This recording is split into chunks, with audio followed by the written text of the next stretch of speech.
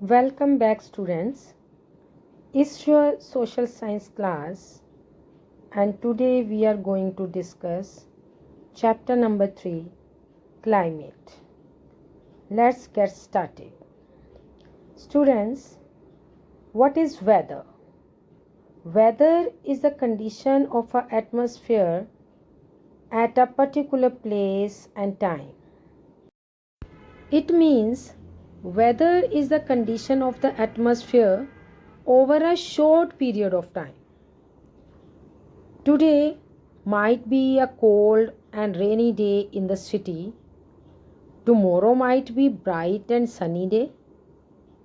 Weather can change from day to day and even from hour to hour. Today the weather may be sunny in the morning and cloudy in the evening. Same, maybe it is raining in the morning and bright and sunny in the afternoons. It means weather changes from day to day and even from hour to hour. Students, what is climate? The climate of a place is the average weather condition over a long period of time. It means when we are talking about the climate, we are talking about the weather condition of a place over a long period of time. We have different climates in the different parts of the world. The climate in the Himalayan ranges is cold. It is very cold during most months of the year. The climate in and around Chennai is warm and humid, whereas it is hot and dry in the Thar desert. It means we have different climates in the different parts of the world. The climate of a place affects the plants and animals as well as the people, their food and clothes, and even their houses. Students, there are some factors that affecting climate. Number 1, latitude, distance from the equator. Number 2, altitude, height above the sea level. Number 3, distance from the sea. 4, winds. 5, humidity. And 6, ocean currents. These are the main factors that determine the climate of a place. Let me explain you latitude, distance from the equator. The earth gets heated by the rays of the sun falling on it. Students, places near the equator are hotter than the places far from the equator. Do you know the reason? Yes, it is because sun rays are falling vertically, means directly over the equator. They are spread over a small area. And in the polar regions, the sun rays are slanting.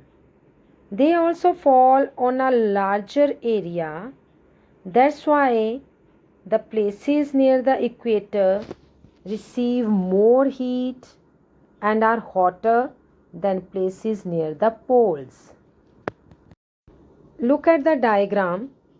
It shows the same amount of rays from the sun falling at different parts of the earth's surface.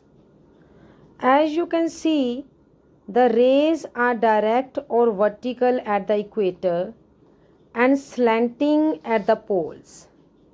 The slanting rays have to heat up a larger area of the earth's surface than the direct rays that fall on the equator. This is the reason places near the equator get heated more than places near the poles. Students, different parts of the earth receive different amount of heat from the sun. Depending on the amount of heat received, there are three climatic or heat zones on the earth.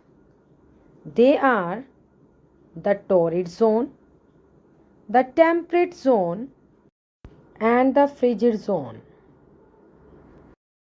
First heat zone is the torrid zone.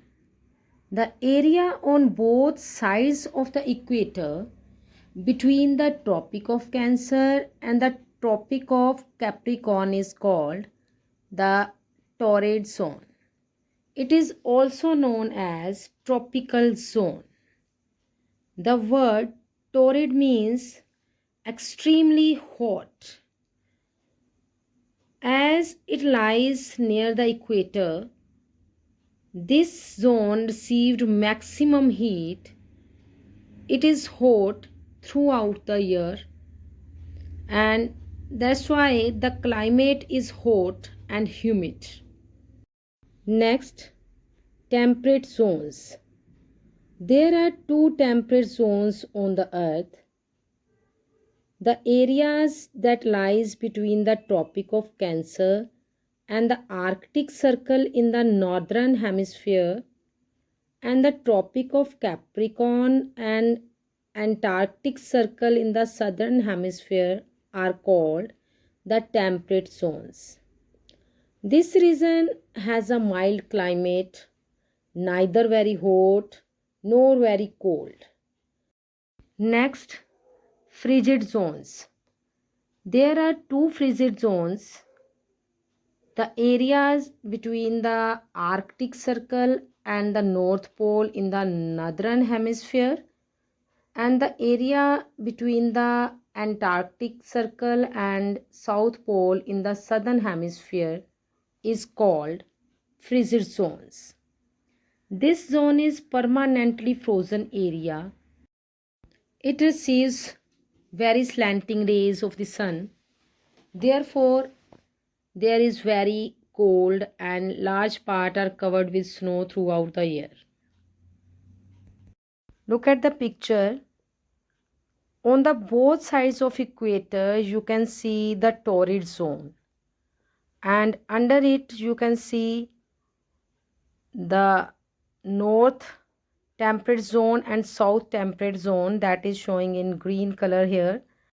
This region lies between the torrid zone and the frigid zone in both the hemispheres. There are two frigid zones. You can see here in blue color the area between the Arctic Circle and North Pole in the northern hemisphere and the area between the Antarctic Circle and South Pole in the southern hemisphere. They are frigid zones. The another factor that affect the climate is altitude or height above the sea level. Students, do you know why people go to hill station in summer? Yes, the higher we go, the cooler it becomes. It is because temperature falls with height gained. It is cold in the high mountains because mountains are at a high altitude. The peaks of high mountains are covered with snow throughout the year. So, the higher a place is from sea level, the cooler is its climate. Students, Ludhiana and Shimla are at the same distance from the equator. But Shimla is cold while Ludhiana is hot in summers. Can you tell the reason? It is because Shimla is located 2150 meters above the sea level and Ludhiana is only 250 meters above the sea level. Look at the screen. It is cooler up in the hills than in the plains. The higher we go, the cooler it becomes. The peaks of high mountains are covered with snow throughout the year. You can see the snow on the tops of the mountains, and at the lower level, that is showing the plain areas, here we have high temperature 30 degrees Celsius. The higher we go, temperature falls. You can see here at 1000 meters we have 23.5 degrees Celsius temperature, and when we go to the higher we have 17 degrees Celsius temperature at 2000 meters, and at 3000 meters here we have only 10.5 degrees Celsius temperature. It shows temperature falls with height gained. Next factor that affect the climate is distance from the sea. Water heats up and cools more slowly than land. This affects the climate of places near the sea. Students, the climate of place also depends on its distance from the sea. Places near the coast are neither too hot nor too cold. They have a moderate climate. It is called equable climate. Do you know what is the reason behind this? This is because of the land breeze and sea breezes. Now, the question arises, what is sea breeze and what is land breeze? Students, in the daytime, the sun heats both the land and the sea. Lands heat up more quickly than the water, so it is hotter than the sea. And as you all know, hot air is lighter than the cold air. So, warm air above the land rises. The cool air from the sea comes in to take its place. This is known the sea breeze. It cools the land near the coast. Look at the screen, students. Here you can see the picture of sea breeze, and you all know the hot air is lighter than the cold air. So on land, warm air above the land rises, and here you can see the red color air, that is warm. It rises, and the cool air from the sea comes in to take its place. It means blowing breeze from sea towards land during the day is called sea breeze. It has moisture. It blows at day. At night, the land cools down more quickly than the sea. The sea cools down slowly. The air above the sea is warmer and rises. The cooler air from the land blows towards the sea is called the land breeze. And due to land breeze and sea breezes, the weather near the sea is moderate. It means blowing breeze from land to sea is called a land breeze. It is dry and it blows at night. Look at the picture. At night, the sea cools down slowly. The air above the sea is warmer and rises. That is showing in red color here.